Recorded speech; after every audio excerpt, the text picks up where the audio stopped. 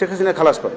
আমি মনে করি সাবেক প্রধানমন্ত্রী শেখ হাসিনা একজন নিরাপরাধ ব্যক্তি এবং তার বিরুদ্ধে যে সমস্ত চার্জ জানিত হয়েছে যে চার্জগুলি সঠিক নয় এবং সাক্ষ্য প্রমাণেও তা প্রমাণ করতে সক্ষম হন। যেহেতু সাক্ষ্য প্রমাণে সক্ষম হনের আমার অভিমত, অতএব এই সাবেক প্রধানমন্ত্রী শেখ হাসিনা এবং আসাদুজ্জামান খান কামাল ওনারা খালাস পাবে, এটা আমার প্রত্যাশা। কোন রকম যোগাযোগ হয়েছে তাদের সাথে?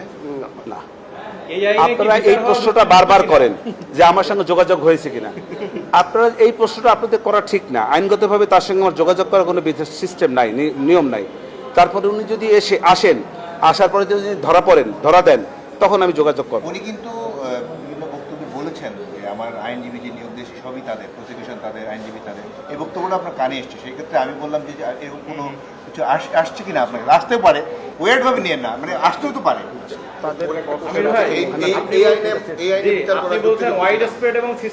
এই দুই শর্তের মধ্যেই যদি না পড়ে, তাহলে মানবতা বিরোধী অপরাধের সেই দায় এইখানে কি বিচার হওয়াটা আসলে যৌক্তিক হচ্ছে? আসে না তো, সেটা আর্গুমেন্ট তো আরো আছে।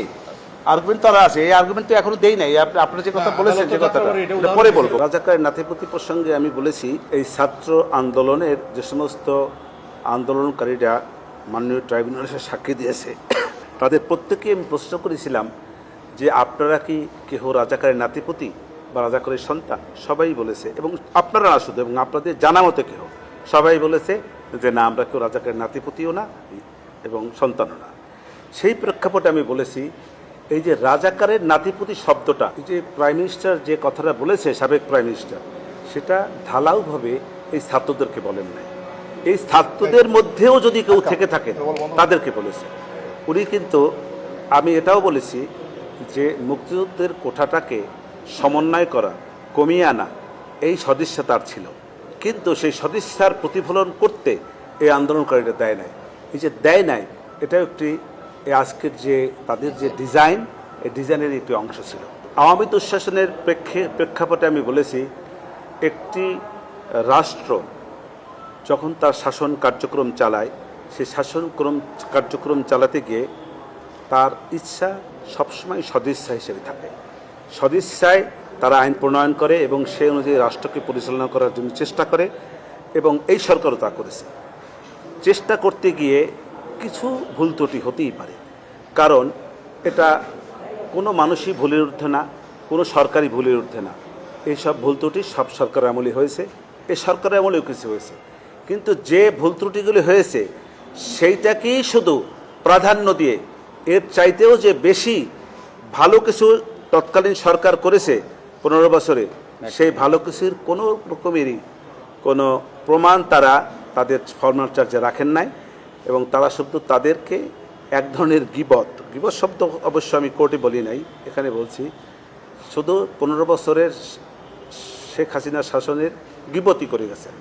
কিন্তু তাদের যে সমস্ত ভালো জিনিস ছিল, যেমন পদ্মা সেতু, মেট্রো রেল, কর্ণফুলী টানেল, তারপরে এলিভেটেড এক্সপ্রেস সহ আরও বিভিন্ন রকমের যে উন্নয়ন, সারা বাংলাদেশে যে সমস্ত উন্নয়ন করেছে, একটি দেশকে মধ্যম আয়ের দেশ হিসাবে রূপ নেওয়ার যে তার সর্বোচ্চ প্রচেষ্টা, এবং সে ঘোষণাও দিয়েছিল, এই যে বিষয়গুলি, সেগুলোকে ইগনোর করে তাদের ত্রুটি বিচ্যুতিকেই শুধু তুলে ধরেছে। অতএব শুধু এখানে বিচার্য বিষয় হলো এই ট্রাইব্যুনালের যে balance of convenience and inconvenience. এই শেখ হাসিনার এই শব্দটাও আমি যদিও ওখানে বলি নাই, কিন্তু একটা রাষ্ট্রের ট্রাইব্যুনালের দায়িত্বটা কী, বিচারকের দায়িত্বটা কী? পক্ষে বিপক্ষে দেখবে, যেটি বেশি জোরালো সেটাকে অ্যাকসেপ্ট করবে, যেটি জোরালো না সেটাকে ডিসএগ্রি করবে, এটাই ইগনোর করবে, এটাই স্বাভাবিক।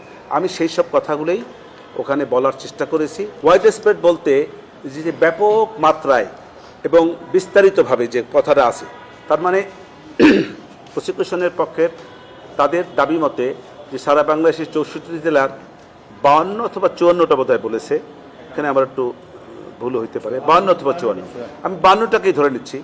সেই 52 জেলার মধ্যে সর্বোচ্চ 15 থেকে 20 জন জেলার সাক্ষী এসছে। তাইলে কি দাঁড়াইলো? এবং সেই জেলা থেকেও একজন করে সাক্ষী এসছে। কোনো বক্তব্য যখন দিবে কোনো সাক্ষী, তার সাক্ষীর সঙ্গে আরেকটি প্যারালাল সাক্ষী থাকতে হবে, তাকে সমর্থন করতে হবে। যদি কোনো সমর্থনযোগ্য কোনো সাক্ষী না থাকে, সেই ক্ষেত্রে ওই একজন সাক্ষীর সাক্ষ্য গ্রহণযোগ্য হবে না। অতএব যে ওয়াইড স্প্রেড, যে ব্যাপক মাত্রায় যে এই সারা বাংলাদেশে অপরাধ সংগঠিত হয়েছে, এই কথা সঠিক না। একটা জিনিসটা এখানে এরকম দাঁড়িয়েছে যে বঙ্গবন্ধু শেখ মুজিবুর রহমান থেকে শুরু করে তারা এই পর্যন্ত শেখ হাসিনার আমল পর্যন্ত এনেছেন, এবং এই শেখ হাসিনার আমল পর্যন্ত সমস্ত বয়ান বঙ্গবন্ধুর এবং শেখ হাসিনার সমস্ত কুকীর্তির বয়ান তারা তুলে ধরেছে। আমার বক্তব্য হইল, আপনারা যদি ঠিক আছে মানলাম যে আমার বঙ্গবন্ধু এই যে আমার আসামিরা ধরেন তাদের কুকীর্তিকে যদি যুক্তির কাছে ধরেও নেই, তাহলে